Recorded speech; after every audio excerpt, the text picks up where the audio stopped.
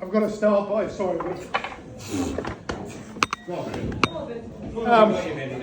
Yeah. Soz. Alright, that's fine. Just take a minute, sorry. Go on, mate. You okay? I'm man Weaver. Right, ready? A good friend of mine should be stood with me today, but he's not, bless him. So, if I could ask you'll stand. Amazing glass. Paul Greg, rest in peace, mate. See Greg. That's it. Well done. He'll do anything to get out of this speech. It's fun. Thank you, mate. Right, that's that. Thank you. That's the blood bit. Right, thank you. Thank you. Right, so, ladies and gentlemen, thank you for coming. Now, first things first, you might wonder why there's a Hoover with Rich over there. Now, the story being, on the stag do, this vagrant come into the bar we were actually standing in trying to sell the Hoover for £20. We all thought, wow, 20 quid's a bit much for an Hoover. Obviously, he wanted to put his money into stocks and shares or something, we don't know. Rich, bless his cotton socks, he managed to bark him down to a tenner, purely because it wasn't pat tested. When we said pat tested, the vagrant looked really blank and he was like, what the hell are you talking about? But he accepted the tenner, off he went on his merry way. So, Rich then presented Philip with the Hoover, saying that you've got to now carry this around Bristol all weekend, which he did, dressed as a gay sailor, the outfit I bought him. By the way, we were hanging out on the train. So we managed to have the Hoover, actually come home, and I actually went round to take some beer round to Phil's, we were going to go round for the night. And poor old James was sat on the lawn at the back garden in the rain. And I felt so sorry for him. And I actually said, why is James sat on the lawn? And his words were, because at the minute he's not been house trained. So Nikki said there's no room in the bed for him as well. So hence the Hoover was out in the garden. But it's nice to see he's made an appearance today. So that's the story of James. Bless his cotton socks. So now, once I got told I was going to be best man, I was so happy about it. It's a massive privilege. Myself and Greg is to be, what's missing his name? To be best man, massive pride. So, but I actually prefer, or best people. Oh yes, exactly. Sorry. So.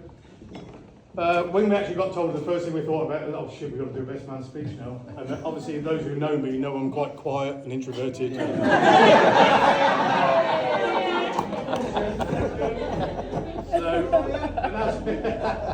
And as I was sat there looking at the speech, I'm thinking, what can I actually do? So I did have a bit of a panic thinking, in this diverse, wonderful world we live in, can I actually go as far as I really want to go? And the answer to that was obviously no. There's so much I could actually bring up on film, but there's children involved and I can't, so I won't. So it was a matter of what do we leave out? So I thought, do we leave out the pram race? When this wheel decided to make a dash for it. So we were hammering down Ferry Road and this wheel fell off. We were both drunk as skunks, trying to get this pram down to the ferry for a few more beers. We actually just ended up taking it home like an old Tesco's trolley in the end. But that was a cracking night as well. Or do we gloss over the bit where you actually decorate my sink? Remember the day? I didn't. It's kind of. It's the first time I've actually drank Phil under the table, because you may know Phil's quite a big drinker. And it's the first time I managed to drink you under the table. And when I saw your head down on the sink, I was so happy. Because I cracked it, done it, happy days. So, yeah. So, main part, let's get things rolling. So, welcome to Nikki and Phil's wedding. A day of love, laughter, obviously some dodgy dancing later, Rich. I've seen you all dancing in Bristol. It's fantastic to see so many of you here tonight. Today. You've all made fantastic efforts. You all look absolutely gorgeous. There's a couple obviously who've not put the 100% effort in. So if I could just ask tonight, if you could just have the food and keep out the photos, that'd be brilliant. Thank you very much. And a special shout out to the Pollard clan. who've turned out in force. There's hundreds of you. So the Pollards have obviously been breeding in Saltchapel for generations. In fact, legend has it, Pollard's Way was named after your family. I don't know if it's true. Yes. Is that actually true? Yeah. I knew there was hundreds of them, I knew that many. And apparently they make up 40% of the population of Saltchapel. It's 41%. Welcome to the family. So it actually wouldn't be surprised if it was true. So they're a wonderful close-knit bunch. So when I first met Phil, I genuinely struggled to find out who you were related to. Mm-hmm. There were so many of you. I thought you were the same person, just in different guises. So I first met Phil 15 years ago at Tamar Trotters Running Club. It was a group once famously described as a running club with a drinking problem, but we like to know that it was more like a drinking club with a running habit. And many a times we'd be out on the beer going for a run. No, for those of you who haven't known as long as Phil as I have, he was once thin. Yeah, generally he was thin once. He used to be the actual same size as Toad or your family. So what happened, mate? Did you find cake or eat a brother or something? So these days, Phil's obviously trading in the running shoes, because he obviously doesn't run anymore, bless him, for a pair of swimming goggles. It turns out actually he's not too bad at swimming, bless his goggles. Though he does seem to like swimming with a certain demographic. So let's say the more mature company. So he likes to be the fastest in the sea, even if this competition mainly are collecting their pensions. So that's the only way to exactly 100%. And then just when I've seen it all, he actually took up campanology. Where the hell did campanology come from? So yes, bell ringing in the local church. I thought he's not the Phil I love and no. This from a man who was associated, the only your bellmate was a bell at the last order or something like that. Yeah, so you actually, your excuse was when you give it up that you need to now start to go back to running. That's right, yeah. And in conflict with your bell training with the Thursday night running. So how's your running going, mate? It's going really well? It's going really. Good lad. So I must actually say I'm surprised to see you here today, mate, because he's always been a partial to a pint, but lately it's been really hard to try and get him out of the house. So well done, Nick, to get him out. So trying to get him out for a beer has been really hard. But I was actually sat there and thought, you know, in this diverse world, I can't always just take the Mickey out of Phil. Sorry, my love. So it seems Nikki was proudly taken up by the mantle of keeping the drinking tradition alive. So when we first met Nikki,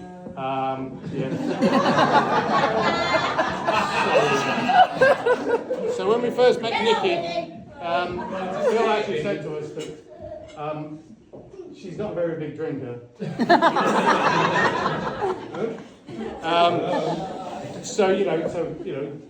Be gentle, basically. Actually, it turned out when we first met, I think you'd already gone through a bottle of Pinot. Absolutely brilliant. But the pièce de résistance was we had a party around the Greg's house, and you turned up, hair immaculate, makeup really looking good, on point with the dress. You were starting to introduce yourself, sipping wine. Fast forward about 5 hours, you were shiters. And she was laid on the sofa, imagine this, she was laid on the sofa and decided to empty the contents of your stomach all over the great sofa. And I'm stood there, I was looking on the sofa, I'm thinking she had a hair across her face, like him out of ZZ Top, or Kiss. I was really sick on the side of your face. Crashed on the sofa, and I thought, you know what? You're going to fit in really well.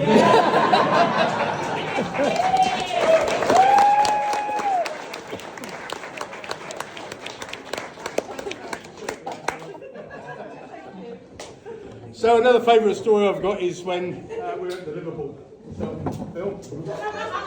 my good friend John over there, bless his cotton socks. We're having we're going to Liverpool for the marathon, and unbeknown to myself that John had fast forward to the hotel that it was mine and Phil's coming out party.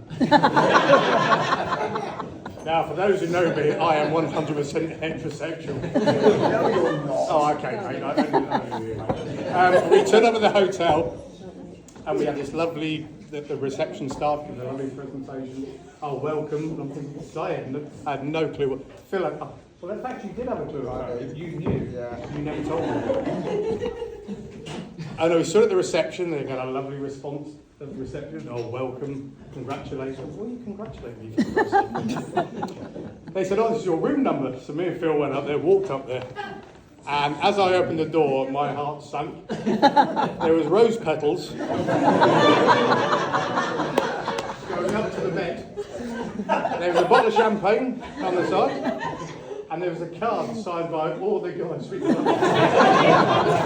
stating congratulations, oh, you're so brave coming out, well done. And I'm thinking, you're having a laugh, and you? My God.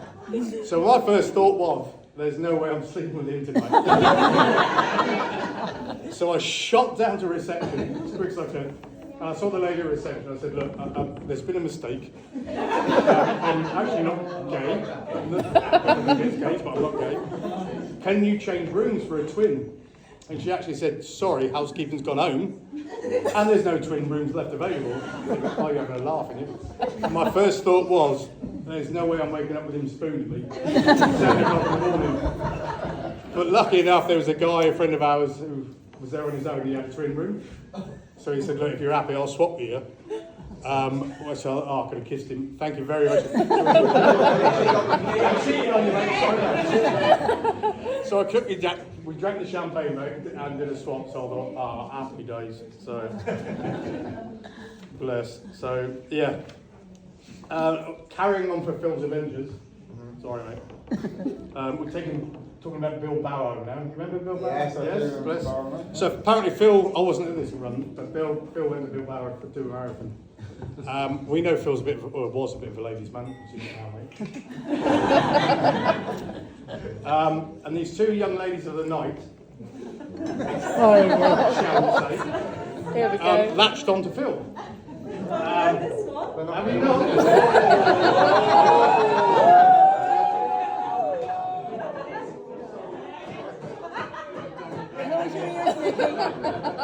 Yeah, so they latched on the poor old Phil, and he thought, happy days. But their intentions weren't romantic, they were more like on a criminal basis. So, one nicked your wallet, if I remember, or I was told, and one nicked your phone. That's it. Yeah. So, he realised what happened, they legged it, you ran after them, and the irony is, because we thought, you're doing the Ironman, you're doing the marathon, but you couldn't keep up with them. Apparently these two legs, one kept your wallet and one ditched your phone or something. Yeah. And you actually, your words were, Tone, don't tell me brother, because I don't want me mum to find out. There you go, Brad. But when I heard that, I thought, what's the matter with you, man?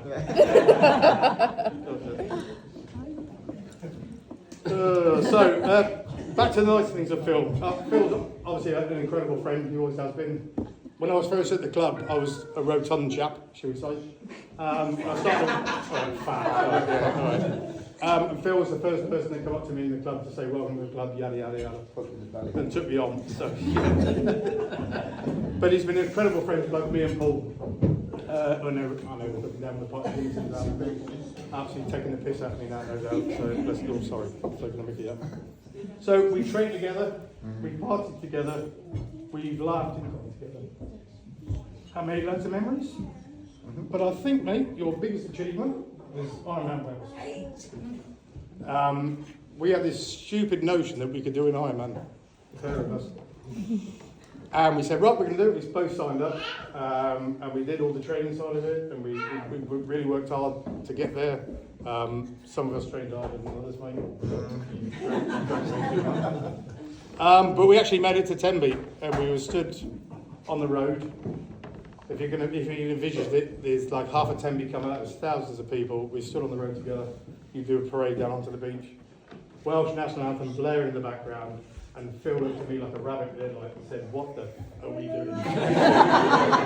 My thoughts were exactly the same. I'm thinking, why did we do a 5K? Just have a bacon sandwich halfway around. But you did it, mate. We both did it together, and I was so proud of us when we finished it. So, you know, when you put your mind to things, you can actually achieve them, which I think you've obviously done today. I think you've done brilliantly. But that's, I don't want to waffle on anymore. So, Phil is one of those rare people you can always count on if you need him. No questions, he'll always be there. So, it's been an honour. Such a week. If I could please ask you stand up and raise a glass. There was once a saying from a lady who said, "A successful marriage requires falling in love many times." Many times. But many times.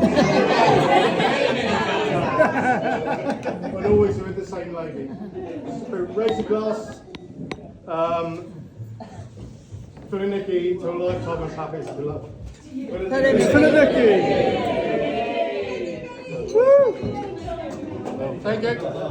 Woo!